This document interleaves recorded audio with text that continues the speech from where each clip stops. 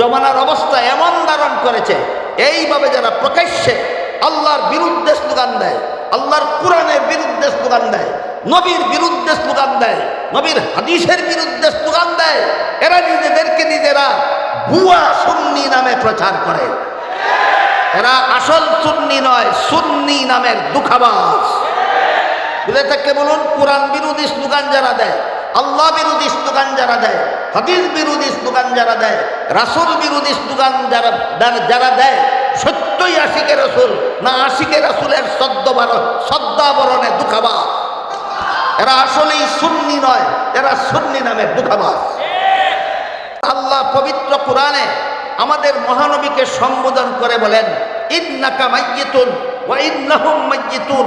হে মুহাম্মদুর রাসূলুল্লাহ সাল্লাল্লাহু আলাইহি ওয়াসাল্লাম, নিশ্চয়ই আপনি মরণশীল, নিশ্চয়ই আপনি মরণশীল। বহু বলুন, কোরআনে আল্লাহ আমাদের নবীকে মরণশীল বলেছেন কিনা? তাহলে আল্লাহ বলেন মরণশীল, তুমি বলো চিরঞ্জীব। তোমার স্লোগান কোরআনের পক্ষে না বিরুদ্ধে? তোমার স্লোগান আল্লাহর পক্ষে না বিরুদ্ধে? এই হলো সিরাতুন নবীর প্রথম অধ্যায় সম্পর্কে যৎকিঞ্চিত আলোচনা। এবার সিরাতুন নবীর দ্বিতীয় অধ্যায়। প্রথম অধ্যায়ের সমাপ্তিতে রাসূল করিম সাল্লাল্লাহু আলাইহি ওয়াসাল্লামের কাছে কোরআন নাজিল শুরু হলো। 40 বছর পূর্ণ হওয়ার পর রাসূলের কাছে কোরআন নাজিল শুরু হলো। কোরআন নাজিল শুরু হলো। দীর্ঘ 23 বছরে 30 পারা কোরআন নাজিল হয়েছে। এই 23 বছরে প্রায় 10 লক্ষ হাদিস কোরআনের ব্যাখ্যা স্বরূপ আল্লাহ রাসূলের কাছে পাঠিয়েছেন। উলামায়ে কেরামদের উদ্দেশ্যে, উলামায়ে কেরামদের জানাইয়াছে, মাদ্রাসার ছাত্রদের উদ্দেশ্যে বলি এবং যারা আলেমনন মাদ্রাসার ছাত্র নন তাদের উদ্দেশ্যে বলি, আল্লাহ নবীর কাছে ওহী পাঠানো শুরু করেন দ্বিতীয় অধ্যায়ের শুরুতে। প্রথম অধ্যায়ের শেষ ভাগে এই ওহী দুই প্রকার। এক প্রকার ওহীর নাম কোরআন, আর এক প্রকার ওহীর নাম হাদিস। সুতরাং কোরআনও আল্লাহর ওহী, রাসূলের হাদিসও আল্লাহর ওহী। এই ওহী রাসূলে করিম কোরআন এবং হাদিস রাসূলের কাছে প্রথম অধ্যায়ে নাজিল হয়েছে না দ্বিতীয় অধ্যায়ে? 30 পারা কোরআনে আর প্রায় 10 লক্ষ হাদিসে ইসলামের যাবতীয় বিধিবিধান নিহিত রয়েছে, প্রত্যক্ষভাবে অথবা পরোক্ষভাবে। 30 পারা কোরআনে আর 10 লক্ষ হাদিসে প্রত্যক্ষভাবে অথবা পরোক্ষভাবে ইসলামের যাবতীয় বিধিবিধান বলুন কোথায় আছে? কোরআনে আর হাদিসে আছে। কোরআন হাদিসের বাইরে ইসলামের কোনো বিধিবিধান নাই। এই কোরআন জন্মের দিনে নাজিল হয়েছিল না সিরাতুন নবীর শেষ ভাগে? কোরআন নবীর জন্মের দিন নাজিল শুরু হয়েছিল না সিরাতুন নবীর শেষ ভাগে? সিরাতুন নবীর শেষ ভাগে। কাজেই 30 পারা কোরআনের সম্পর্ক মিলাদুন নবীর সাথে নয়, 30 পারা কোরআনের সম্পর্ক সিরাতুন নবীর সাথে। রাসূলের 10 লক্ষ হাদিসের সম্পর্ক মিলাদুন নবীর সাথে নয়, রাসূলের 10 লক্ষ হাদিসের সম্পর্ক সিরাতুন নবীর সাথে। ইসলামের পুরো বিধিবিধানের সম্পর্ক মিলাদুন নবীর সাথে নয়, সমস্ত বিধিবিধানের সম্পর্ক সিরাতুন নবীর সাথে। এমত অবস্থায় যারা সিরাতুন নবী না মেনে মিলাদুন নবী নিয়ে নাচানাচি করে, এদের চরিত্র কার চরিত্রের মতো একটি উদাহরণ দিচ্ছি শুনুন। রাসূল করিম সাল্লাল্লাহু আলাইহি ওয়াসাল্লামের এক চাচার নাম ছিল আবু লাহাব। হয়তো আপনারা অনেকেই জানেন, কেউ হয়তো নাও জানতে পারে। যাদের জানা নাই তারা আজকের থেকে মনে রাখুন, রাসূলের এক আপন চাচার নাম ছিল আবু লাহাব। রাসূলের জন্মের দিন, রাসূলের জন্মকে কি বলা হয়? মিলাদুন নবী। রাসূলের জন্মকে কি বলা হয়? মিলাদুন নবী। রাসূলের জন্মের দিন আবু লাহাব রাসূলের জন্মে খুশি হয়ে দুটি আঙ্গুল দ্বারা ইশারা করে তার বন্দী সুয়াইবাকে আজাদ করে দিয়েছিল, স্বাধীন করে দিয়েছিল। ঘটনা বুঝে থাকতে বলুন, আবু লাহাব নবীর জন্মে দুঃখী ছিল না আনন্দিত ছিল? কোরআন গ্রহণ করেছিল, হাদিস গ্রহণ করেছিল, ইসলামের বিধান গ্রহণ করেছিল। মিলাদুন নবীতে খুশি, নবীর জন্মে খুশি। কোরআন মানে না, নবীর জন্মে খুশি। হাদিস মানে না, নবীর জন্মে খুশি। ইসলামের বিধান মানে না। এই চরিত্র সুন্নিদের হয় না, এই চরিত্র আবু লাহাবের হয়।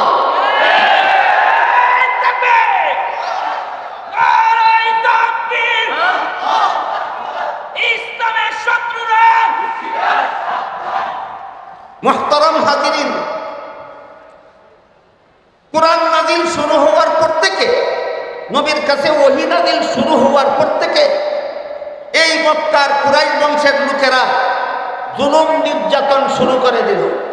দীর্ঘ 40 বছর পর্যন্ত যাকে আল আমির উপাধিতে ভূষিত করে রেখেছিল, দীর্ঘ 40 বছর পর্যন্ত যাকে সবচেয়ে বেশি মর্যাদা দিত, সবচেয়ে বেশি সম্মান করত, একমাত্র কোরআন হাদিসের কথা বলার কারণে এরাই সবচেয়ে বেশি দুশ্মনে পরিণত। তখনকার সময়ের একটি ঘটনা বলছি। এক সর্দারের নাম ছিল আবু জাহাল, আরেক সর্দারের নাম ছিল আখনাস। একদিন সিরাতুন নবীর 2য় অধ্যায়ে একদিন সর্দার আবু জাহাল সর্দার আখনাসকে জিজ্ঞাসা করল, সর্দার আখনাস, বলো তো মুহাম্মদ যে সমস্ত কথাবার্তা বলে সত্য বলে না মিথ্যা বলে? আবু জাহাল চিন্তা করে দেখল, যদি বলি মিথ্যা বলে তাহলে প্রশ্ন আসবে, যেই লোকটা মিথ্যা বলে এই লোকটাকে দীর্ঘ 40 বছর পর্যন্ত আল আমিন বলছিলি কেন?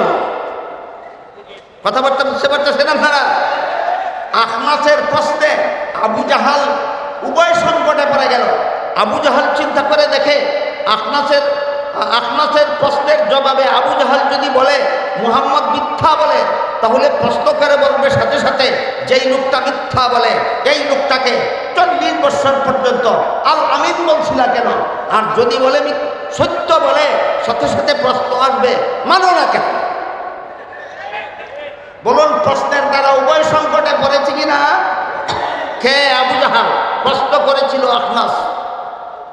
তাই উভয় সংকট এড়াতে গিয়ে আবু জাহাল তরি করে একটা জবাব রেডি করলো। সেই জবাবে বলল, যতদিন পর্যন্ত মুহাম্মদ তার কাছে কোরআন নাজিল হওয়ার কথা বলেনি, কতদিন? 40 বছর। ভুলে গেলেন?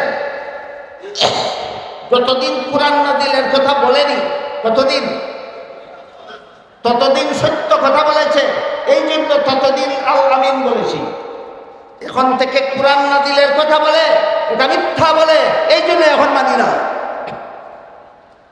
এই জবাবের প্রতিবাদে আল্লাহ পাক রব্বুল আলামিন সূরা আনআমের 33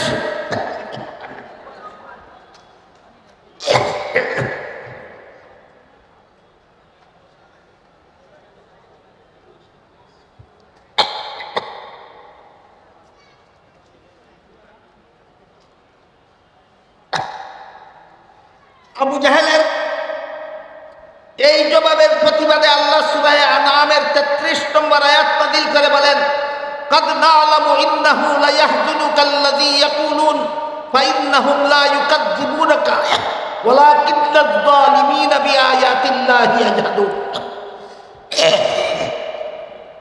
হে রাসূল করিম সাল্লাল্লাহু আলাইহি ওয়াসাল্লাম, আবু জাহালের জবাবে আপনি ব্যথিত হয়েছেন। লক্ষ্য করে দেখুন, আবু জাহাল আপনার কথাকে মিথ্যা বলে নাই।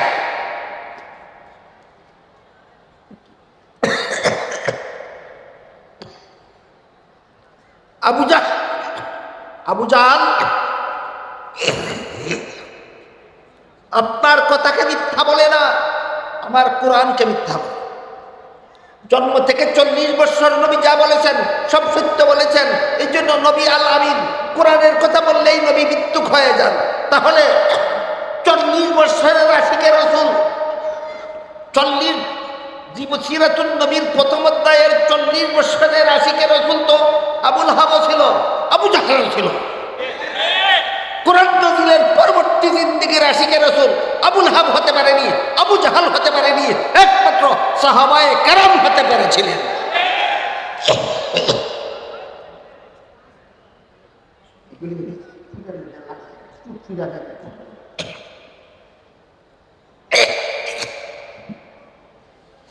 এখান থেকে শুরু হলো সংবাদ। এখান থেকে দীর্ঘ 40 বছর যারা রাসূলকে আল আমিন বলেছিল, রাসূলকে সবচেয়ে বেশি মর্যাদা দিত, তাদের উপর অমানবিক জুলুম অত্যাচার শুরু করে দীর্ঘ 13 বছর পর্যন্ত জুলুম অত্যাচার করেছে। এই অত্যাচারের বিবরণ দিয়ে শেষ করার মতো সময় নেই। আল্লাহর পক্ষ থেকে নির্দেশ ছিল অত্যাচারের প্রতিশোধ দিতে যাবেন না, অত্যাচারের জবাব দিতে যাবেন না, অত্যাচারের প্রতিবাদ করতে যাবেন না, সম্পূর্ণ নীরবে সহ্য করুন। আল্লাহর নির্দেশে সিরাতুন নবীর ২য় অধ্যায়ের ১৩ বৎসরের মক্কি জিন্দেগিতে একতরফাভাবে সন্ত্রাসীদের হামলা নবী এবং তার সঙ্গী সাথীরা সহ্য করে চলেছেন। কোন রূপের টু শব্দ নাই, প্রতিশোধ নাই, প্রতিবাদ নাই। এটা হলো সিরাতুন নবীর ২য় অধ্যায়ের বৈশিষ্ট্য।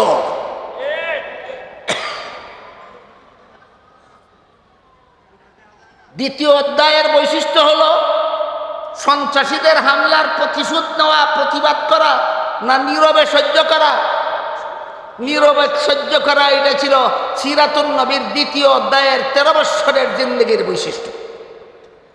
আগের ৪০ আর পরের ১৩, ৫৩ বৎসর বয়সে আল্লাহ হুকুম দিলেন এবার মক্কা ছেড়ে হিজরত করে মদিনা শরীফ চলে যান।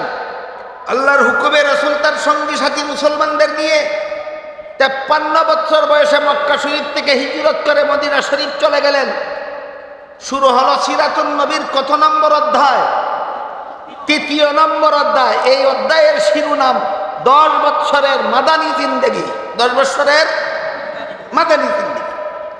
আগের বছর নবী হিজরত করে মদিনা শরীফ গেছেন, পরের বছর ওই মক্কার শীর্ষ সন্ত্রাসী আবু জাহাল ৯৫০ অস্ত্র সজ্জিত সন্ত্রাসী নিয়ে মদিনায় গিয়ে হামলা করার জন্য রওনা হল। আল্লাহ নির্দেশ দিলেন আর নীরবে সন্ত্রাসীদের হামলা সহ্য করা নয়, এবার জিহাদের মাধ্যমে সন্ত্রাস দমন করার জন্য বের হয়ে পড়ুন। এইটাই ১০ বৎসরের মাদানী জিন্দেগির বৈশিষ্ট্য। নীরবে সন্ত্রাস সহ্য করা নয়, সন্ত্রাসী অস্ত্রধারী সন্ত্রাসী জালিম অত্যাচারীদের বিরুদ্ধে মুসলমান জিহাদে বের হয়ে যাও।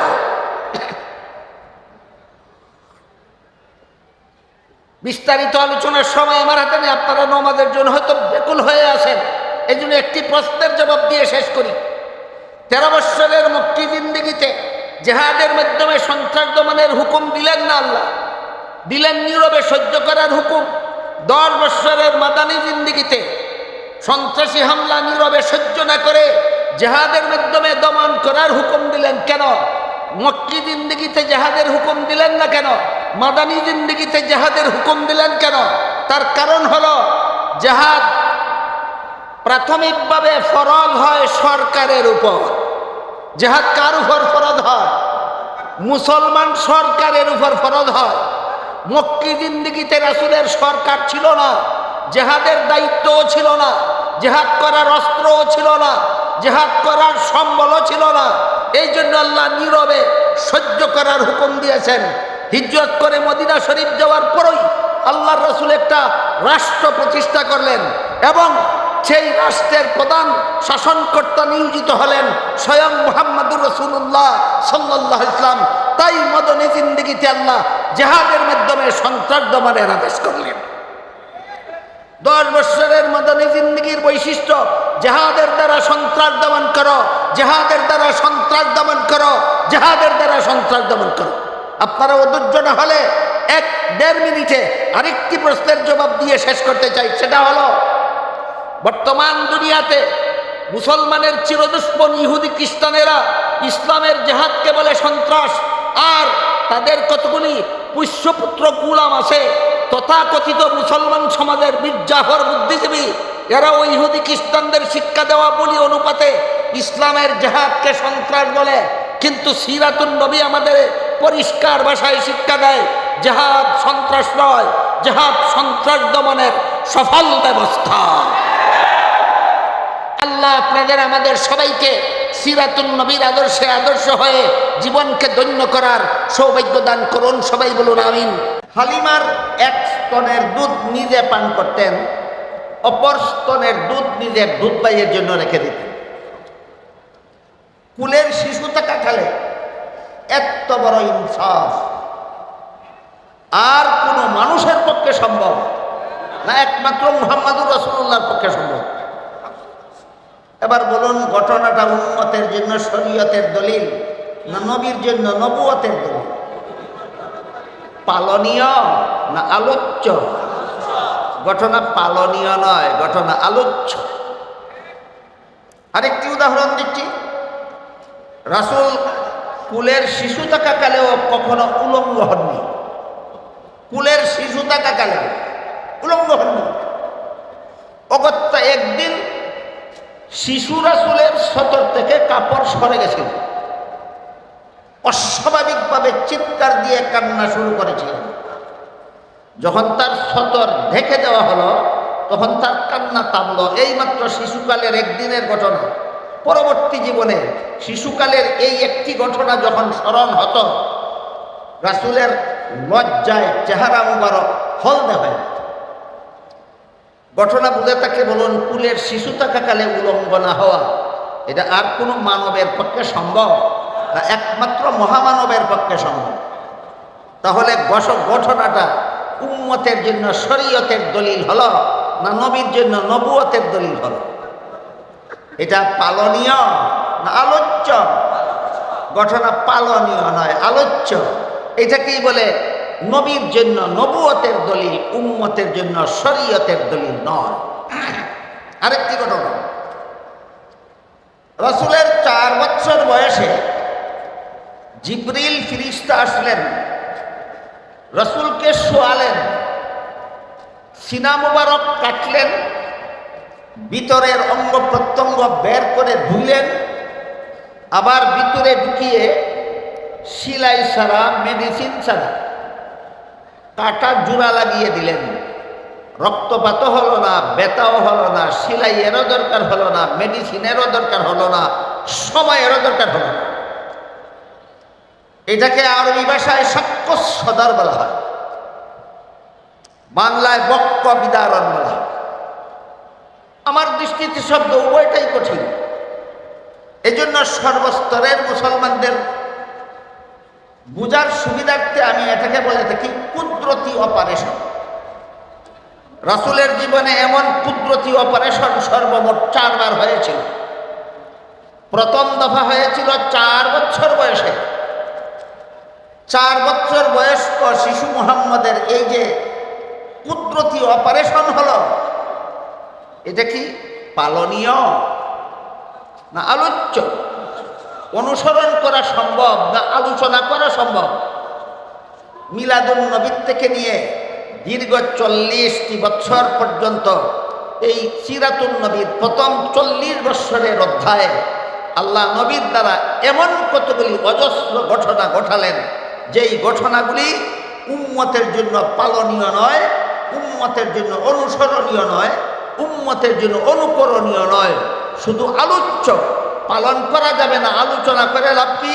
এই প্রশ্ন যদি কারো মনে জাগে, সিরাতুন নবীর যে অংশ পালন করা যাবে না, আলোচনা করে লাভ কি? এই প্রশ্ন যাদের মনে জাগে তাদের প্রশ্নের জবাব কয়েকটা। 1 নম্বর, আলোচনার দ্বারা নফল ইবাদতের সব।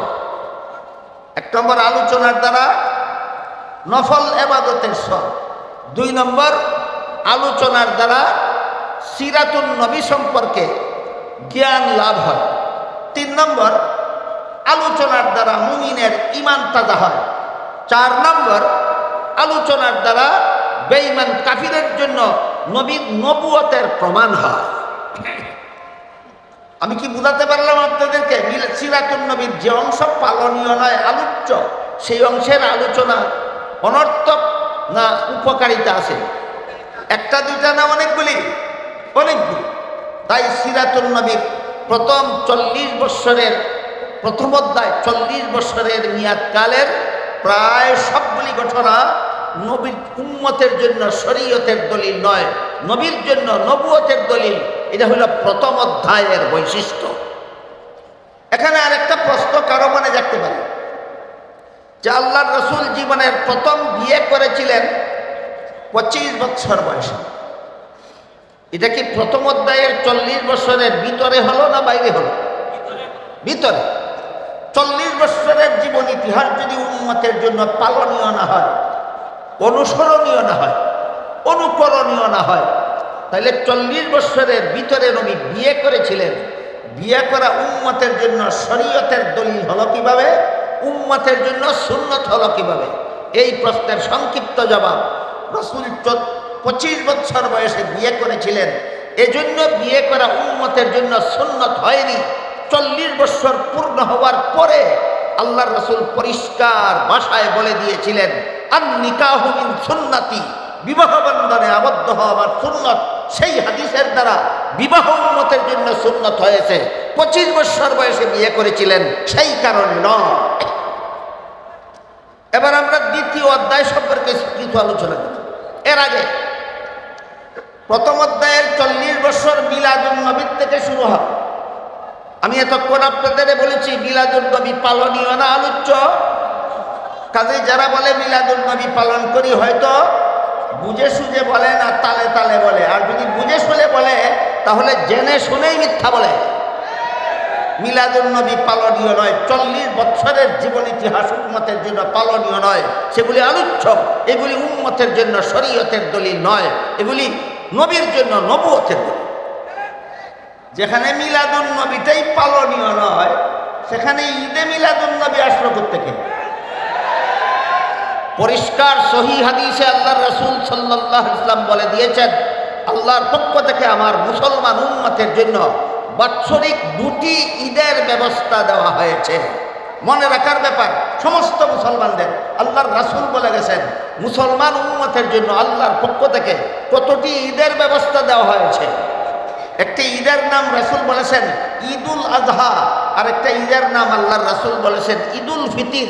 মুসলমানের বাৎসরিক ঈদ রাসূল বলেন 2টা, একটার নাম ঈদুল ফিতর, একটার নাম ঈদুল আজহা। আপনি যদি মিলাদুন নবীকে ঈদে রূপান্তরিত করেন তাইলে রাসূলের 2 সংখ্যায় আপনি সন্তুষ্ট নন, আপনি 3 সংখ্যায় সন্তুষ্ট। আপনি আশিকে রাসূল হলেন না দুশমনে রাসূল হলেন? এজন্য হাদিস শরীফে রাসূল করিম সাল্লাল্লাহু আলাইহি ওয়াসাল্লাম বলেন, ইয়াকুম ওয়া মুহদাসাতিল উমুর ফাইন্না কুল্লা মুহদাসাতিন বিদআতুন ওয়া কুল্লা বিদআতিন দালালা ওয়া কুল্লা দালালাতিন ফিন্নার, আও কামা ক্বাল আলাইহিস সালাতু ওয়াস সালাম।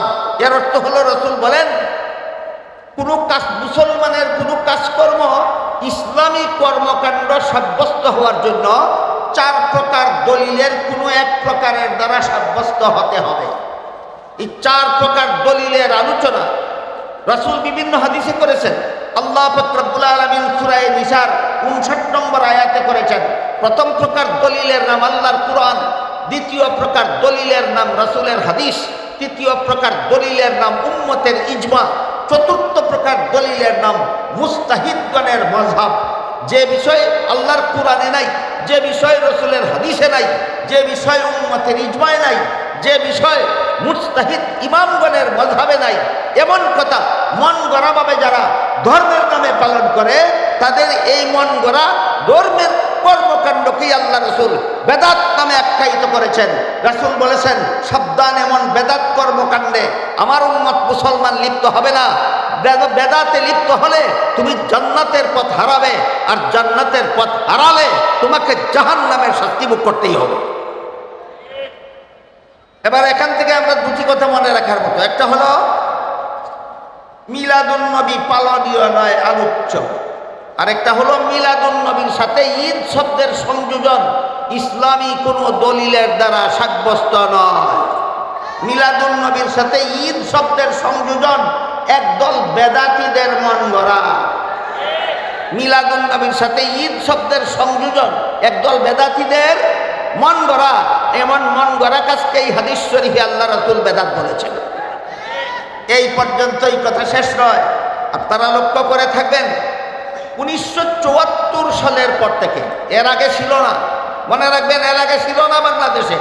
1974 সালের পর থেকে বাংলাদেশে কিছু লোক প্রতি বছরের 12ই রবিউল আউয়ালে একটা ঈদে মিলাদুন নবীর নামে একটা মিছিল বের করে, শোভাযাত্রা বের করে। এই শোভাযাত্রাকে তাদের ভাষায় বলে জশ্নে জুলুসে ঈদে মিলাদুন নবী। তাদের ভাষায় এই শোভাযাত্রার নাম জশ্নে জুলুসে ঈদে মিলাদুন নবী।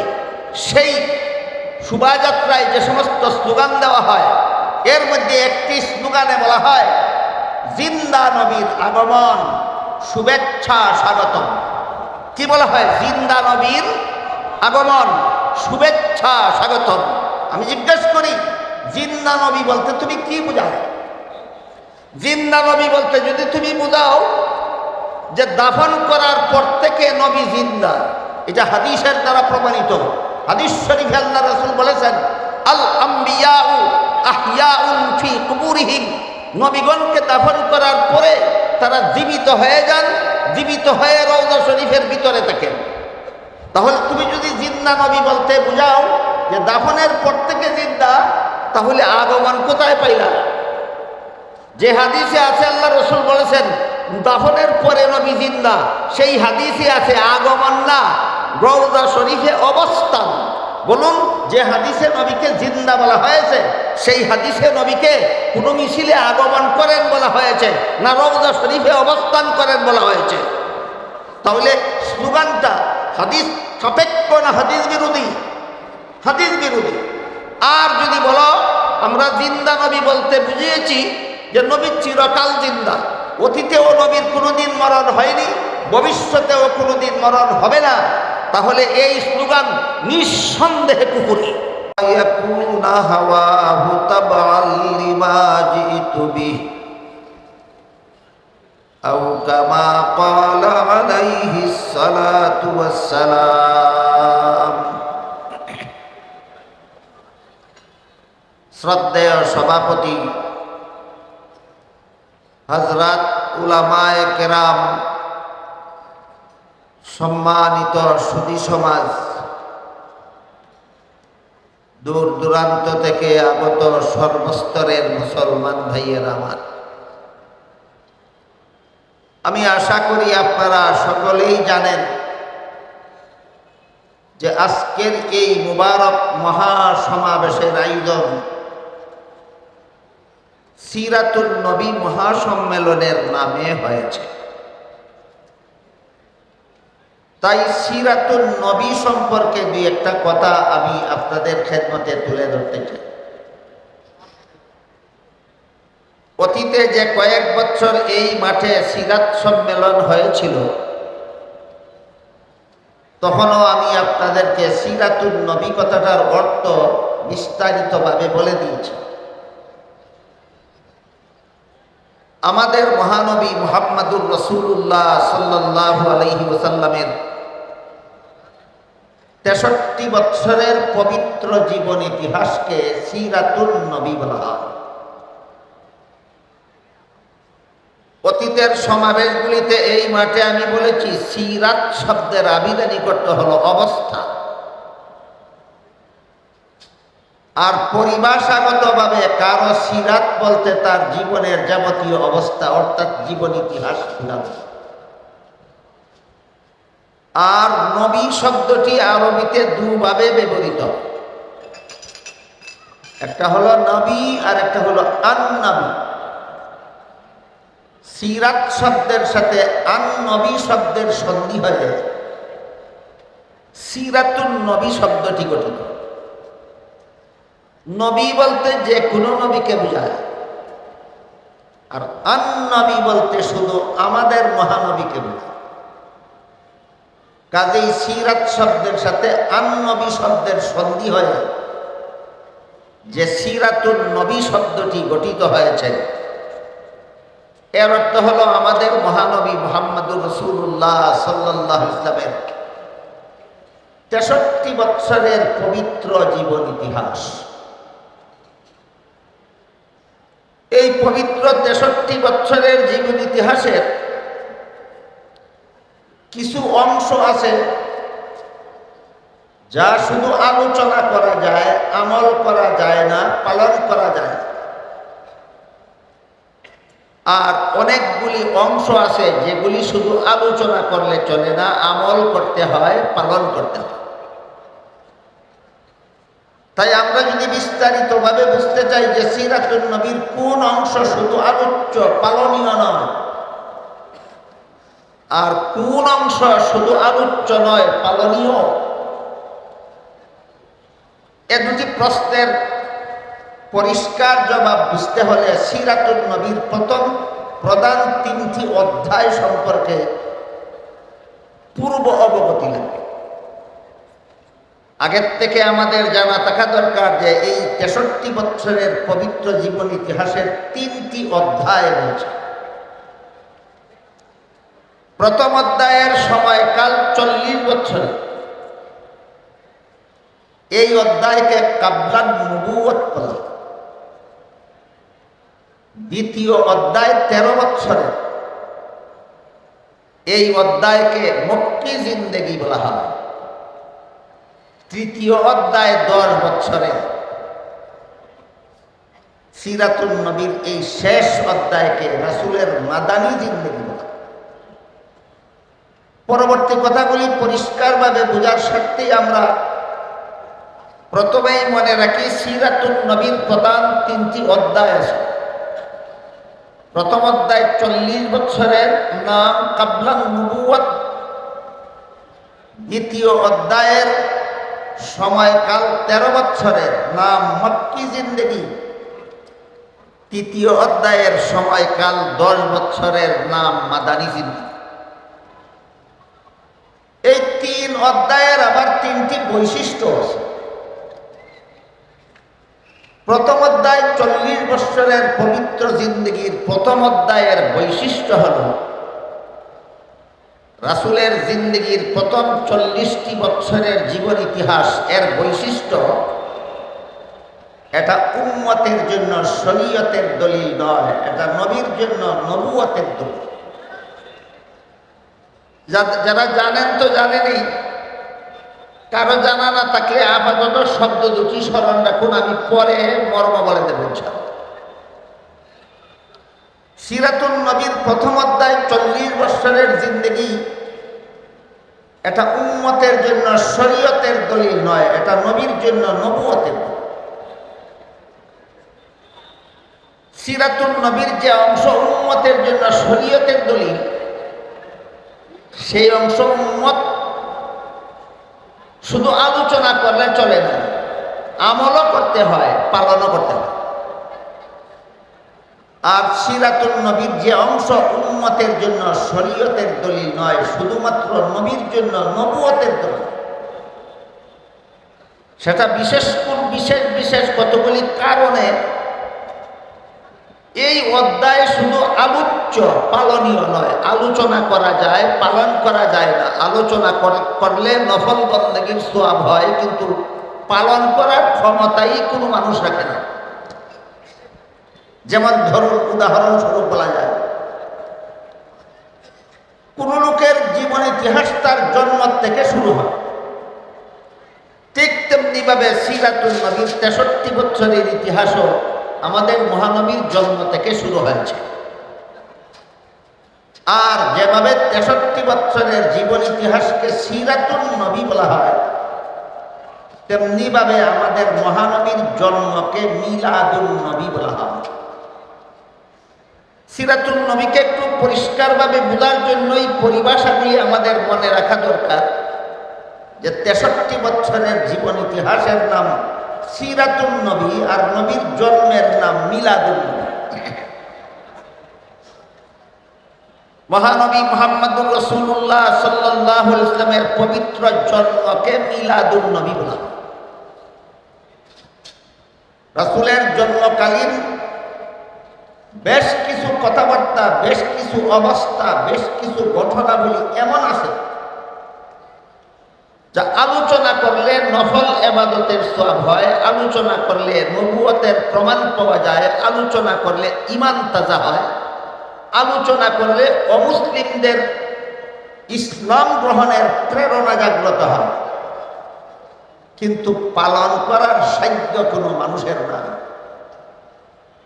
এর একটি উদাহরণ, রাসূল করিম সাল্লাল্লাহু আলাইহি ওয়াসাল্লাম মায়ের গর্ভ থেকে ভূমিষ্ঠ হওয়ার সাথে সাথেই আল্লাহর শুকরিয়া আদায় করে দোয়া করেছেন।